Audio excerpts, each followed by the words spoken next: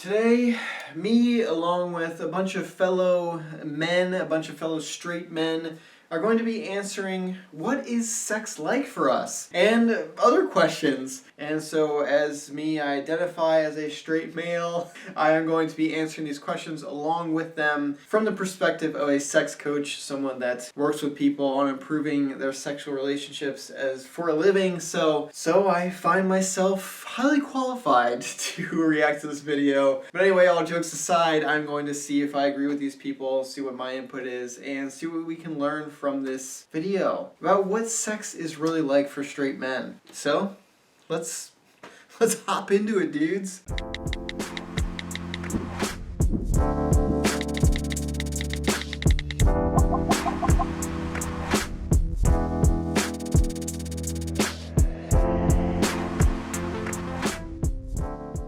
Alright, so basically the setup is a bunch of people have asked questions, stuff that they wish they could ask men about what their experience is like or what their perceptions of sex are. The first thing that comes to mind with this video is, why can't you ask your sexual partner? Why can't you communicate these things with your sexual partner? Why do you feel like you need this anonymous submission of questions and a survey type answer to these questions when you could just go directly to the source and ask your partner directly and figure out exactly what they feel and perceive about all of these things? And so I think in our society, we tend to kind of ignore any conversations about sex. Communicating about sex with your partner is the best way to improve your sex life, and so many people don't do it. And they feel like it's hard to do, and it shouldn't be. You guys, if you are in a relationship and you talk about so many other things, why can't you include sex into that? It is such an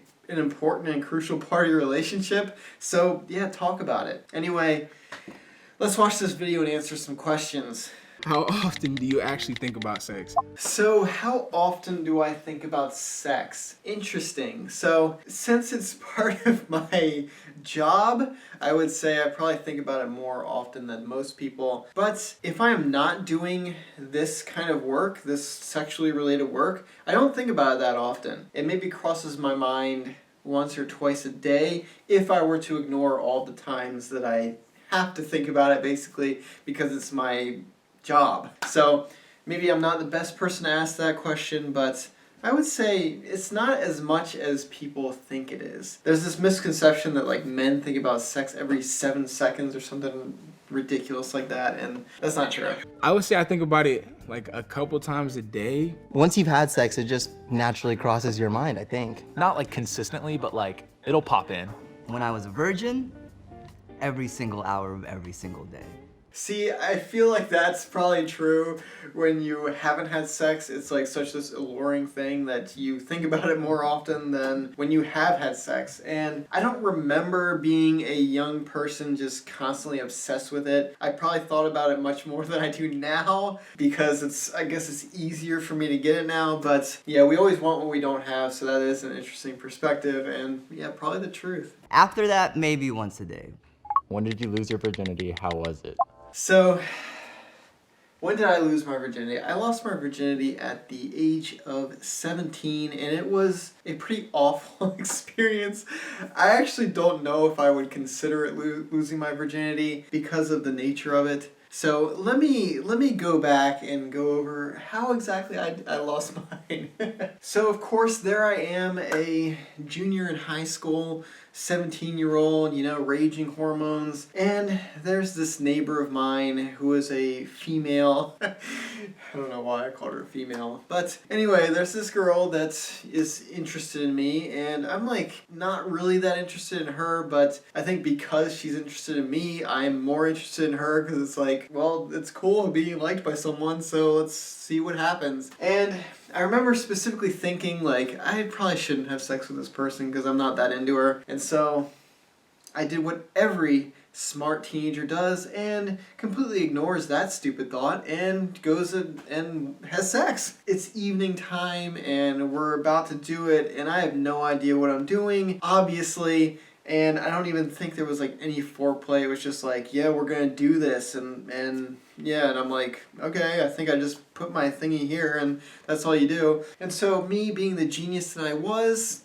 extremely high intellect my whole life, obviously, I go in and we undress and I literally just shoved it in like all the way as hard as far as I could. I don't know what I was thinking. And to my surprise, not a pleasurable scream, but a scream of excruciating pain left her body and echoed throughout her room and her entire house probably.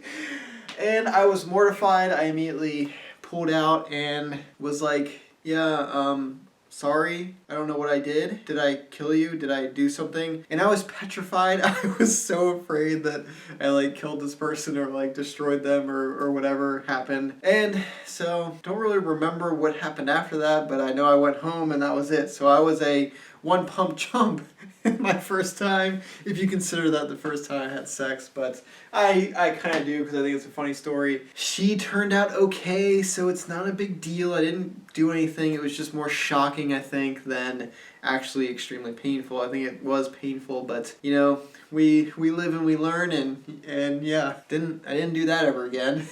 So anyway, let's see what these guys say. I actually lost it in October of 2020.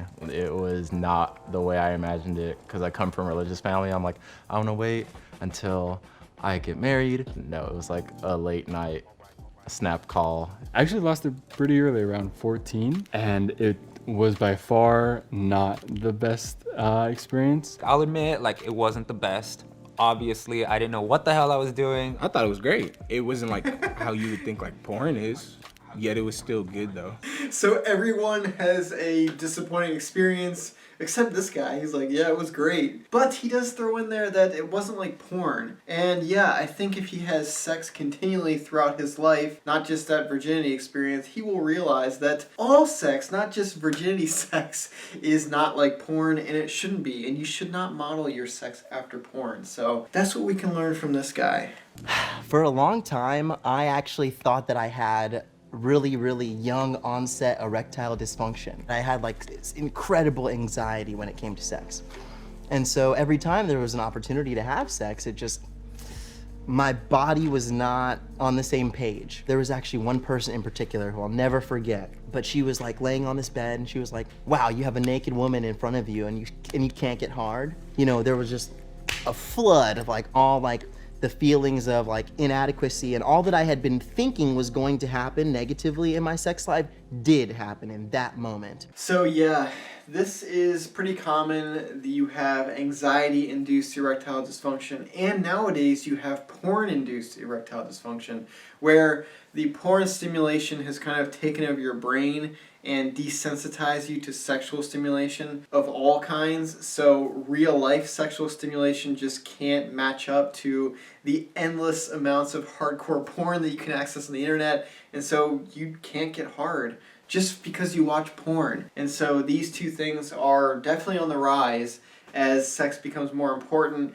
and more accepting, and more kind of hookup culture becomes more ingrained in our young people these days. There's a lot of pressure to be good at sex and perform well in sex, and it can cause a lot of issues. And like he said, the mind is so important in sex that if you think that you're going to be bad at sex, you pretty much are going to be. Your mind will make that happen. And same thing goes for if you're projecting any negativity, any judgment, or any lack of ability to your sexual partner. They will perceive that as well, and they will experience the same thing you do, and it won't be a great sexual experience or even a good one. So for your sake and your partner's sake, try not to be insecure about sex and talk about sex with your partner. Get to know them, and then you won't feel so insecure and you'll feel more comfortable. Do you get emotionally attached to girls you have sex with? So this is kind of a loaded question, because yes, you do, and everyone does, male or female or gay or straight or anything.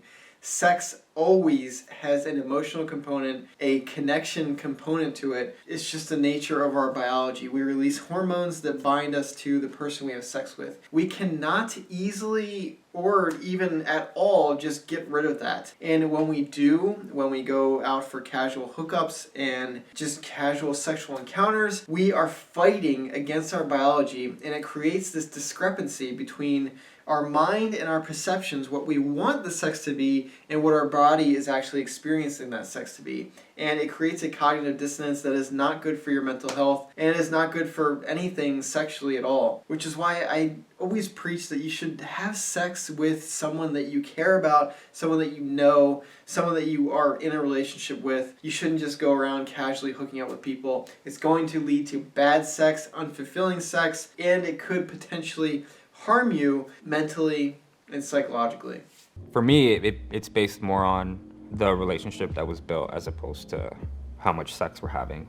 It's hard for me to have sex without emotion, and I find myself like missing that person after. I was like a late bloomer, like nothing in high school, and then like after high school and into college, then like girls started paying attention to me. So I was like, I could care less about being emotionally attached. It was like any girl that I was mostly attracted to, I was like, great, awesome, you know? You maybe kind of suck as a person, but like, oh well, like we'll figure that out later. I'm just happy to be here. How much do you understand the female anatomy down there? Can you name all the parts right now? Down there? I would say that understanding it is somewhat important, but not that important. If you want to be better at sex, it's better to understand their mind and what makes them tick sexually, what makes them aroused, what makes them horny, what makes them excited and anticipate that sexual experience. It's not necessarily what's going on down there, because generally as a population, we kind of know automatically what to do during a sexual experience, unless you are just completely shut out from all media sources. And in that case, just ask your partner what they like and do that, and then it's easy anyway. But we tend to overemphasize physical stimulation rather than those mental components, and that leads to dull, uninteresting, kind of boring sexual experiences rather than engrossing, immersive, passionate experiences that will actually be extremely good and high quality. So just knowing generally what's going on, yes, it's going to be good because you won't be fumbling down there and potentially cause them to lose interest or lose that immersion because you did something crazy or painful or hurt them or something, I don't know what else. But having an in-depth knowledge of what is happening down there, it's not that important, and I would rather you not focus on that because the mental side is just so much more important. And I don't want to clog your brain with stuff that's 20% of it when you should be focusing on the bigger piece, that 80% mental side. Isn't it just one thing? I'm not a scientist or a major in anatomy. I shouldn't even try this. Vagina, good start. Okay, literally it's just the vagina, right? That's it? So I know the clitoris. Well, the clit, right? I know what the clitoris is. Something major into something minor. Labia? I don't think lips are, I don't think that's the real name. Yeah? This could be dumb, but urethra? Oh, and the hood, right? I think I read that somewhere. Vulva. And that is it. I mean, how much stuff could there be down there? How did I do? Cool, I'm gonna watch YouTube videos after this now and just... Yeah, and it's really not that important to be able to like name these things as long as you kind of know what is down there and you kind of know what feels good to your partner because you've talked about it. Then why do you need to know the scientific name for any of these things? And I bet if you ask women, they wouldn't know the scientific names of all the parts of your penis. So, yeah. Can you describe how it feels to ejaculate? Does it feel like peeing? Does it feel... does it feel like peeing? Absolutely not. Nothing like it. There's your answer. What does it feel like? I think it's an indescribable thing. It is a rhythmic contraction of the pelvic floor muscles, just like a female orgasm is. I would think that it's somewhat similar in feeling to the female orgasm. I would think they're pretty much analogous, but who knows? I can never know because I can't ever feel that because I'm not a woman, and women can't ever feel what we feel. So yeah, it feels good. There you go. Also, it's somewhat of a weird question. What does it feel like? What does it matter what it feels like, I guess, is what I'm getting at. It feels good. We know it feels good. And yeah.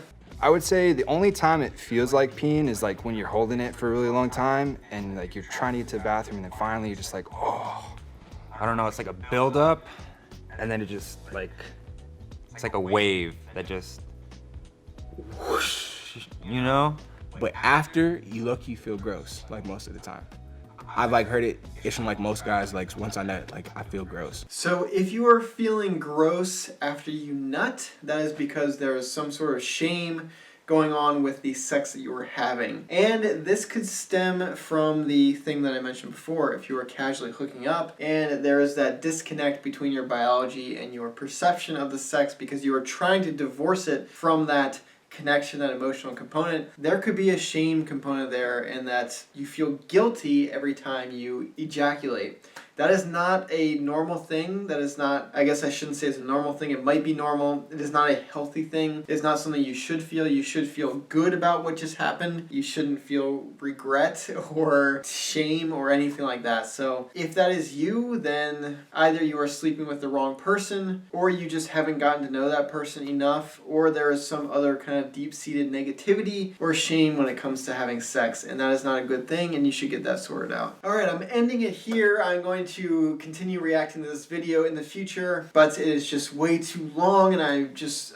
so good at rambling that these videos just go way too long. So anyway, hope you learned something. I hope you found this video informative and you enjoyed watching it. If you did, leave me a like. If you are new, please consider subscribing, and you'll get daily sexual content, sexual advice, relationship advice, all that kind of good stuff. And until next time, thank you so much for watching, and I hope to see you in the next video. Bye, guys.